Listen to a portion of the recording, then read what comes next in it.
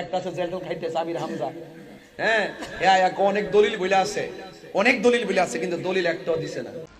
শায়েখ আহমদুল্লাহ বাংলাদেশের একজন 25 যশা আলেমে দ্বীন, সর্বজন শ্রদ্ধাভাজন ব্যক্তিত্ব, সারা বাংলাদেশের দল মত নির্বিশেষে এমনকি অন্য ধর্মের লোকেরাও তাকে পছন্দ করে। কারণ যে দরবারে আজ কোরআন নেই, ওই দরবার থেকেই মানুষকে গোমরা করার কথা আসতেছে। তারা মসজিদের ভিতরে রাত্রে 12টার ফতলা বুম্বা লাগায় মানুষ ঘুমাই গেলে গা, এতলা বুম্বা লাগাই ভিডিও বানাইবে না মসজিদ থেকে ছাইরা দে, তাহিরি বাপের নাম ডালিয়া সারলই তো ভাইরাল, ওইলে তো ইউটিউবে দান দাঁড়াও, কথা কন ঠিক না? আমি এর লাগে কিছু কই না, সোলক দে বাপের নাম ডালে, তাহিরি বাবার নাম লয়ে যদি চলে এমনি না বন্ধ কয়, হিয়ানো তো তাহিরি বাপ মনে মনে কয়, ঠিক না? বাবা আইছে, বাবা আইছে। আরে কতক্ষণ শোল, ধনভাণ্ডারের মালিক কারা? আল্লাহ। আল্লাহ পাক ধনভাণ্ডারের চাবি সম নবীর হাতে দিছিনি, দিলি কি আল্লাহ খালি হয়ে গেছে গা? হাউজে কাউসার বানাইছে কারা? দান করছে কারে? ইন্না আতাইনা। তো আল্লাহর এটার থেকে মালিকানা গেছে গা, আল্লাহ দান করছে থেকে আল্লাহ কমে গেছে গা, তাহলে আল্লাহর দম নবীর দিছিনি, নবীর দিলি কি আল্লাহ খালি হয়ে যায় গা? আমি কি কইছি আল্লাহ গেছে গায়েব হইয়া, আমি কি তা কইছি একবার আল্লাহ হারাই গেছে গা? গায়েব তো বুঝোস নি বেটা, আল্লাহ যিনি মিনুনা বিল গায়বি ওয়া ইয়াকুমুনাস সালাতা, যারা বিশ্বাস করে গায়েবের উপরে, এই অর্থ বুঝোস নি বেটা? এরপর রাসূল বলছেন যে আল্লাহ আমার দিছে, আমি ইন্নাল উলামা ওয়ারাসাতুল আম্বিয়া, আলেমরা হলো নবীর ওয়ারিস, আমি আলেমদের জন্য দিনার রেখে যাই নাই, দিরহাম রেখে যাই নাই, আমি রেখে গেছি এলেম। কি রেখে গেছি? এলেম। এলেম তাইলে আল্লাহ প্রদত্ত এলেম নবী পাইছে, নবী আবার যারে দিছে, নবী যারে দিছে, এই এলেম যারা পাইছে এরাই খাজা গরিবে নামাজ হয়ে গেছে, এই এলেম যারা পাইছে এরাই গাউসে পাক হয়ে গেছে, এই এলেম যারা পাইছে তারাই বাবা শাহজালাল হয়ে গেছে। তুমি পাইছো না, তুমি হইছো না। আমার শানের অর্থ বুঝছে?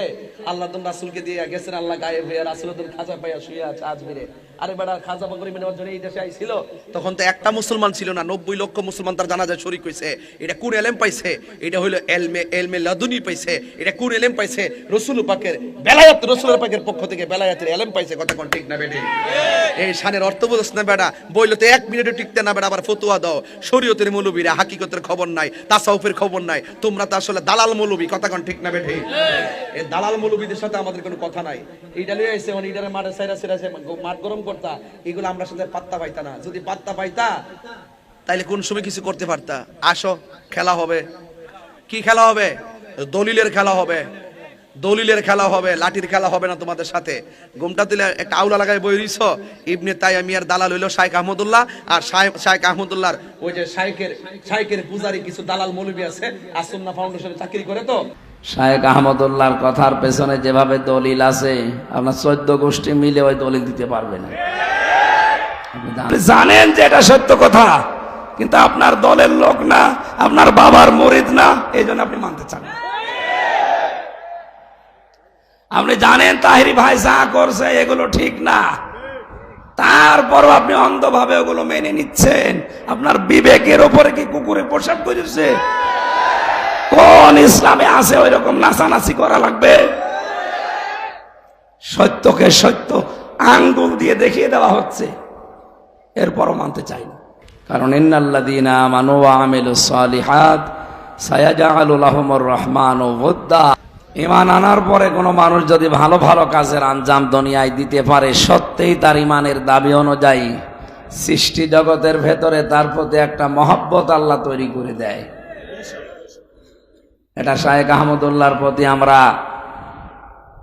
অবশ্যই তাকে ভালোবাসি কোরআনের জন্যে, কিন্তু ইদানিং কোরআনে কারিমের সবচাইতে বিরুদ্ধে যারা এই দেশে অবস্থান নিয়েছে, তারা আজ এই আলেমের বিপক্ষে উল্টাপাল্টা কথা বলছে। এই জন্য আমরা তাদেরকে থেমে যাওয়ার জন্য বলছি। শায়েখ আহমদুল্লাহর কথার পেছনে যেভাবে দলিল আছে, আপনার 14 গোষ্ঠী মিলে ওই দলিল দিতে পারবে না। বিধান আছে উল্টাপাল্টা চিল্লা। সম্মানিত ভাইরা, আমরা আজকের এই হাদিসটা শুধু এই সামিয়ানার নিচে না, এখান থেকে আমাদের সারা বাংলাদেশে মিলাবো। কোরআন যেখানে নেই ওখানে আমরা আর যাব না। মানে যদি আমি ভালো হওয়ার নিয়তেও যাই, ভালো হওয়ার নিয়তেও থাকি যে আমার সমস্যা নেই, তাও আমাকে খারাপ বানিয়ে দেবে কে? হেদায়েত দেওয়ার একচ্ছত্র মালিকানা আল্লাহ কোরআনকে দিয়েছে। এই জন্য জালিকাল কিতাব, এই যে কিতাবের আগে আলিফ লাম, এটা আলেমরা বুঝবে, আপনারা সাধারণ মানুষ হয়তো ওইদিকে যাচ্ছেন না।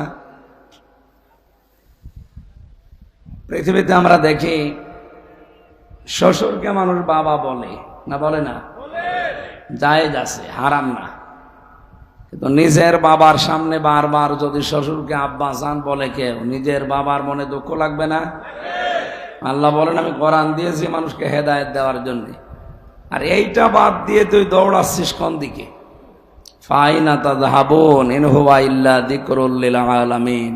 কোথায় দৌড়াও? এ কোরআন বিশ্ববাসীর জন্য একটা উপদেশ। এটা কি?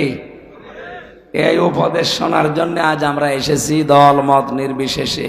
এটা কোনো রাজনৈতিক মঞ্চ না, এটা কোরআনের মঞ্চ। এখান থেকে হেদায়েতমূলক কথাগুলো নিয়ে আমাদের প্র্যাকটিক্যাল লাইফে মিলাবো ইনশাআল্লাহ। বিশ্বনবী জানিয়েছেন ইন্নাল্লাযী লাইসা ফি জাওফিহি শাইউম মিনাল কুরআনি কাল বাইতিল খরিব। যে মানুষের অন্তরে কোরআন নেই, কোরআনের আলো নেই, ওটা মানুষের হৃদয় না, ওজার গৃহ, শয়তানের ঘর। তাহলে এদেশে জরিপ পাই আমরা জানুয়ারি মাসে।